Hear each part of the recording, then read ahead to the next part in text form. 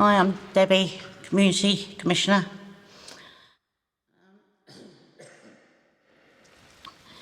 It's called the PTC and Me. I've lived in various extremes of poverty for most of my life. I've experienced homelessness, mental illness, and alcoholism, which has prevented me from being able to keep a job longer than a few months. I never had the bank of mum and dad. I brought up my 2 sons alone with no financial help from either of their fathers. My own life experience and the toxic attitude of society towards poverty left me with no hope of improvement. I felt powerless and weak.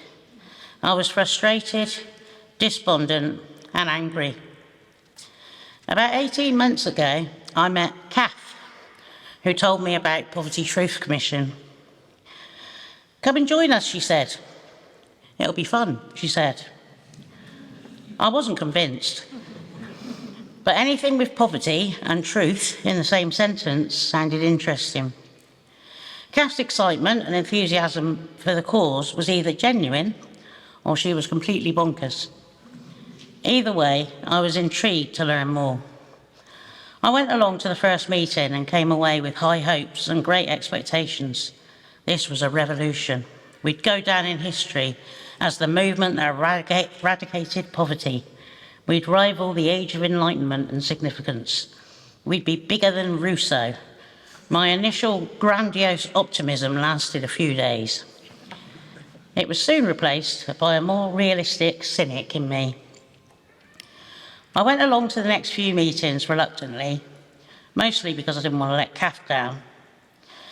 The meetings usually involved a talking object passed around to aid listening, lots of paper being stuck on walls, and a big drawing of a road.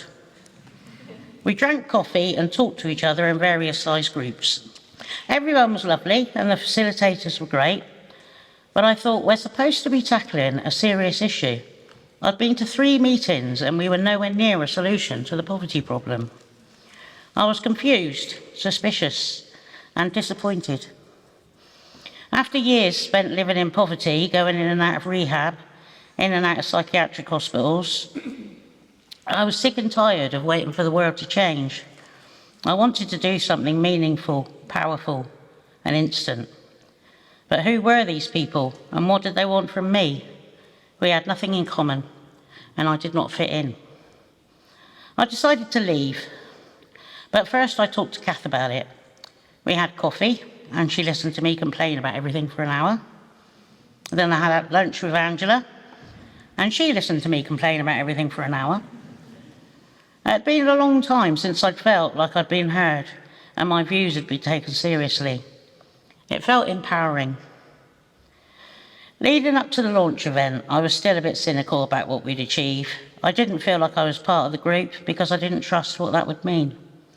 I still felt that a lot of time had been wasted sitting around and talking, and I was eager to see some concrete results. The launch event was a turning point for me.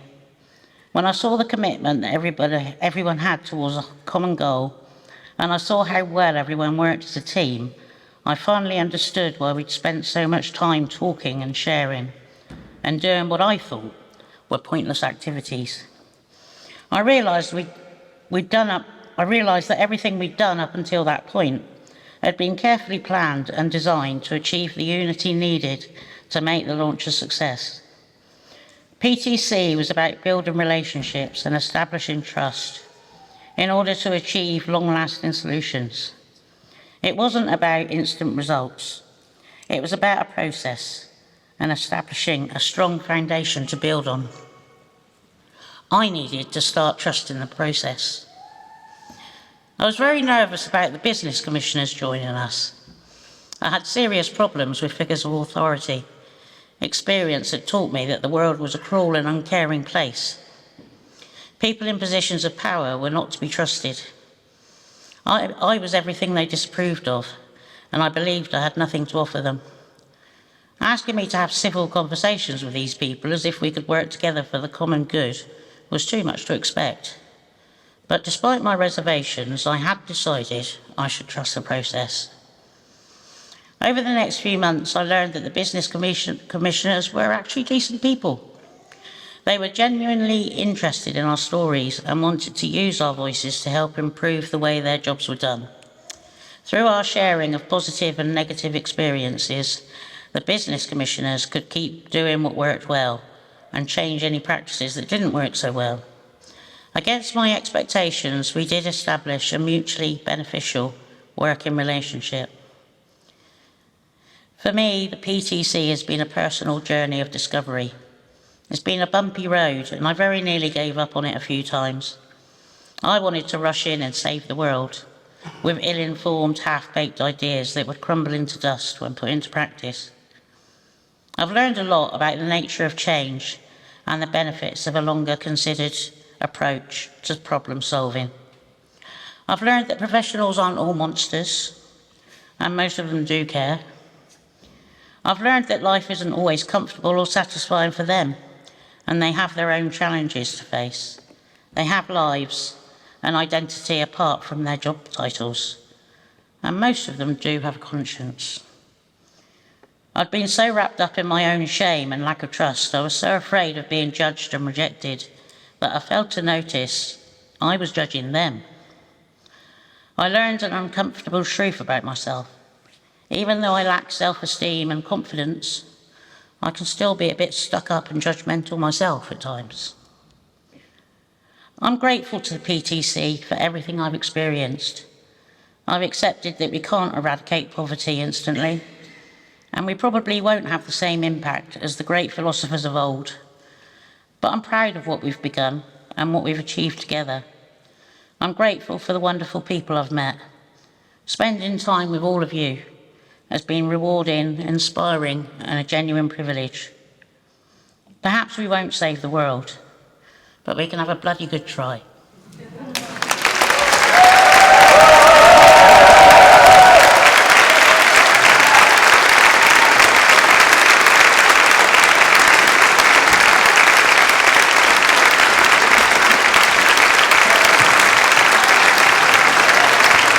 Debbie.